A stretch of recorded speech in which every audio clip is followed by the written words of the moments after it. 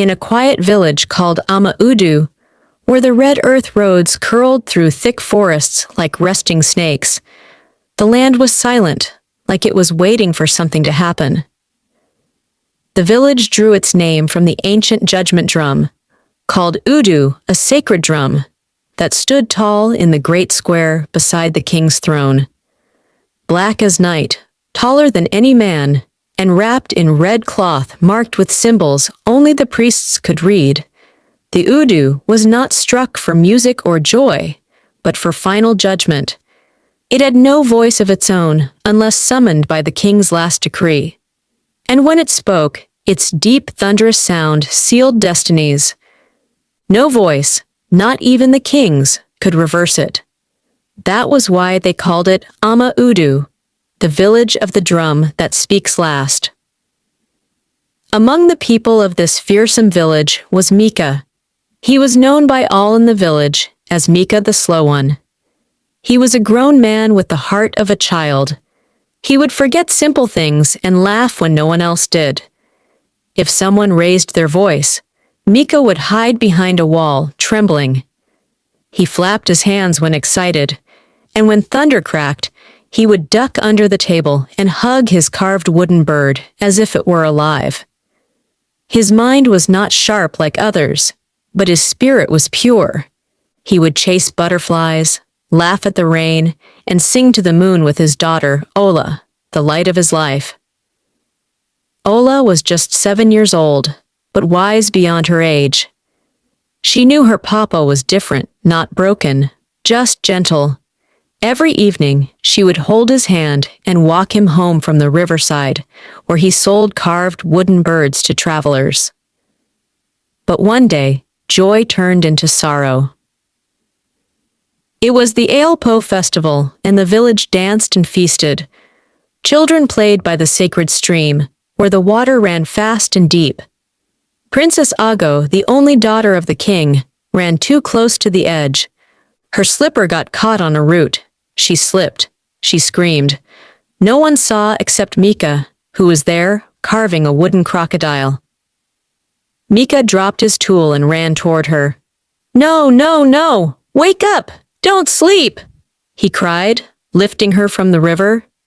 But a wicked man named Obi, who had always mocked Meka, calling him useless, saw him holding the lifeless girl and shouted, "He killed her! He's a witch! He did it!"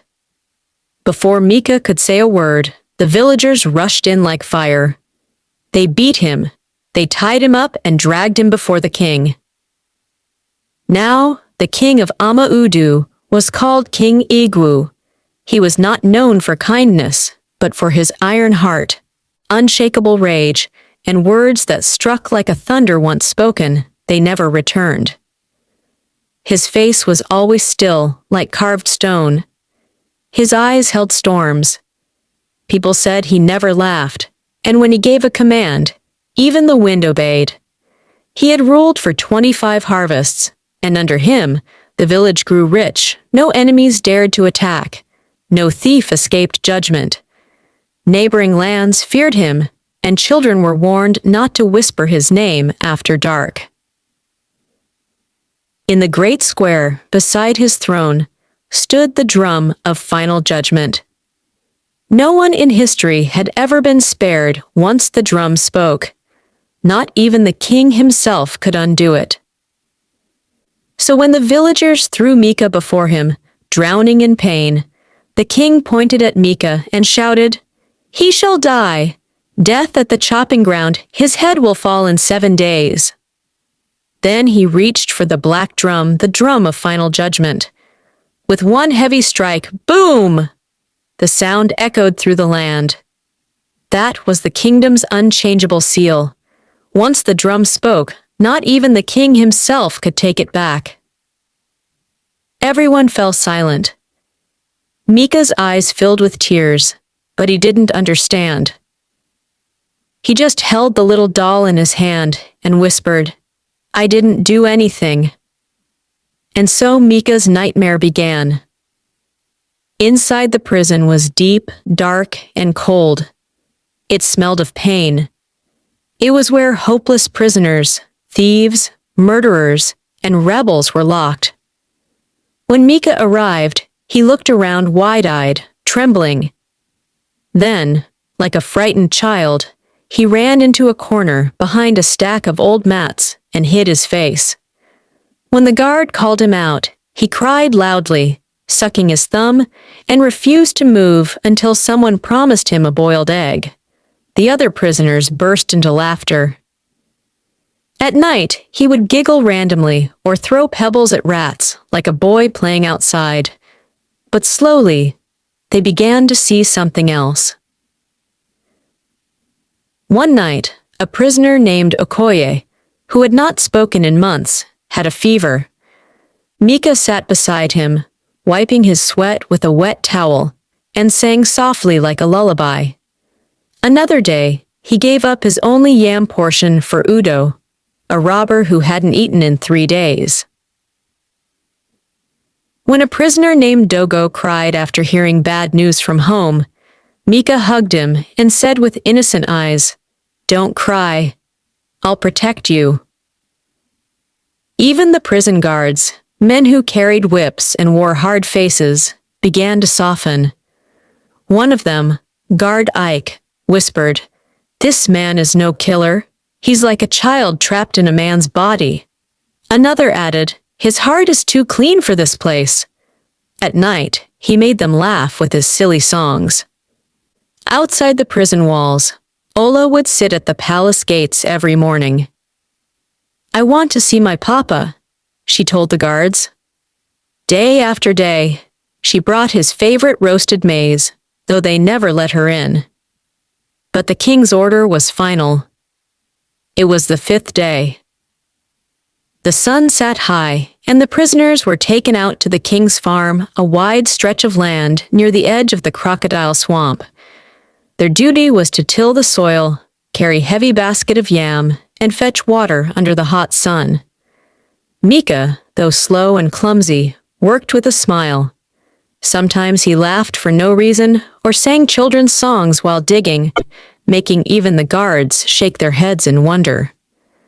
Suddenly, a sharp scream tore through the air.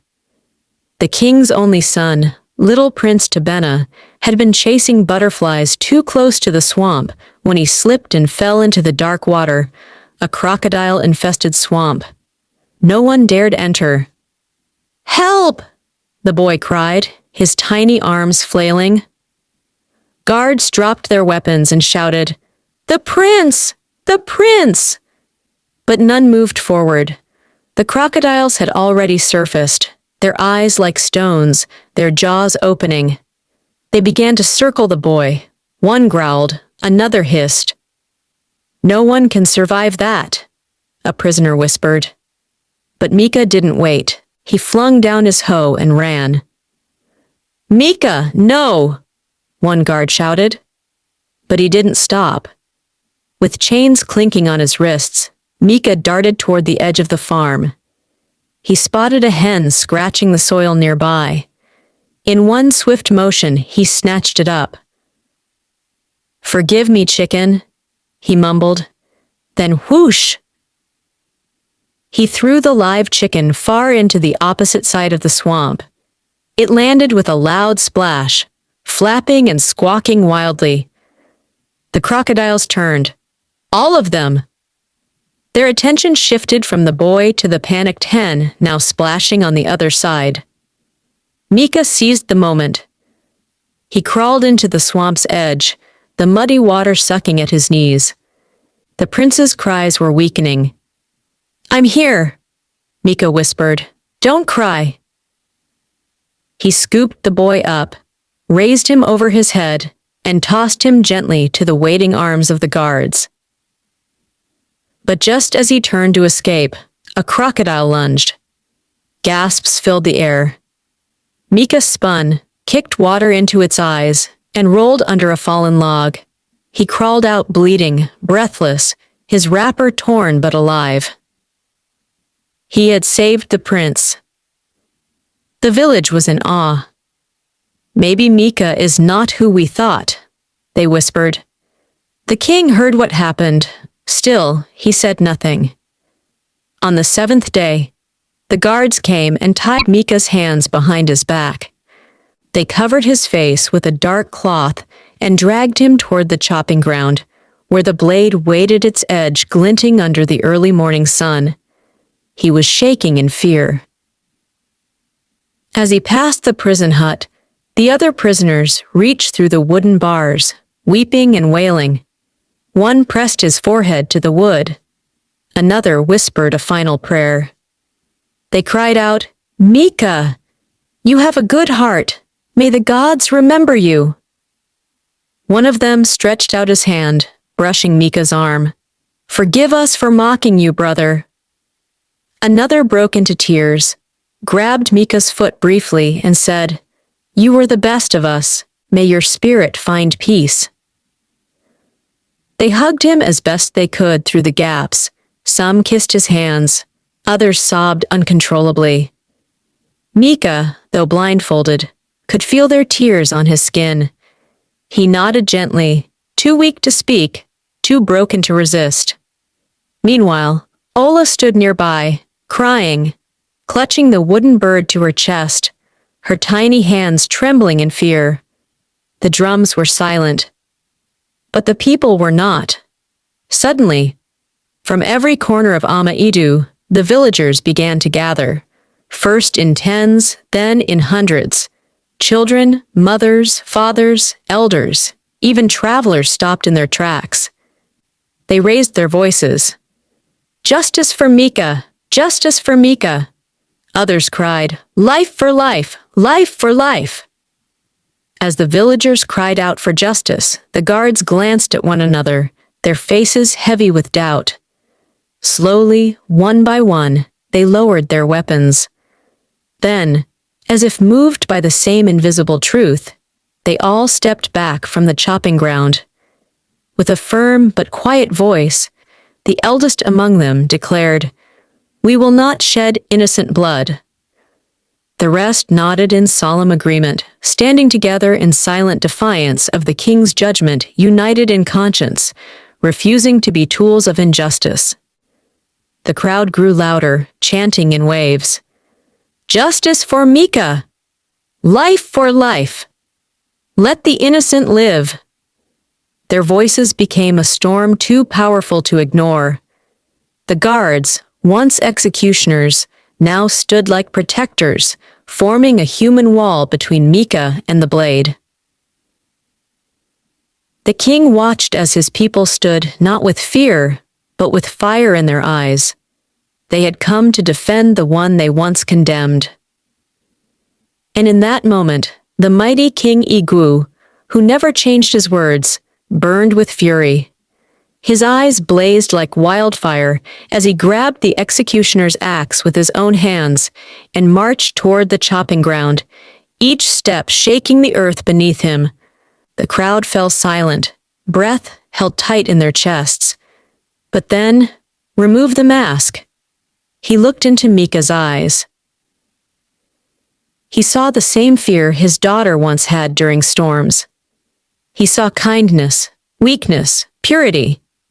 He saw the truth. Tears welled up in the king's eyes. He bent down and whispered, "You saved my son.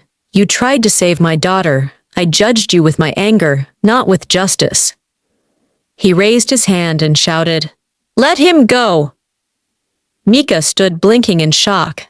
Then Ola broke free and ran through the crowd into her father's arms. "Papa!" she cried. And Meka, his face soaked in tears, hugged her tightly. The village clapped and cried. Some shouted apologies, others wept openly. Meka, still crying, said only one thing, "I'm going home."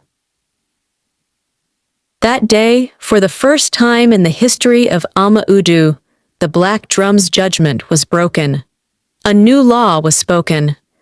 Anyone who stands accused must be allowed to speak, to be heard, to defend themselves. And so, a new justice began.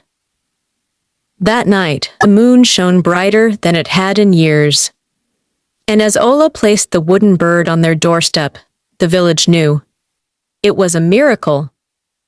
Moral lesson: Not every weak man is foolish, and not every strong man is wise. Truth like the moon may hide, but it always returns to shine. Dear friends, thank you for listening to Meka's story. If it touched your heart, please don't forget to like, comment, and subscribe to support my channel.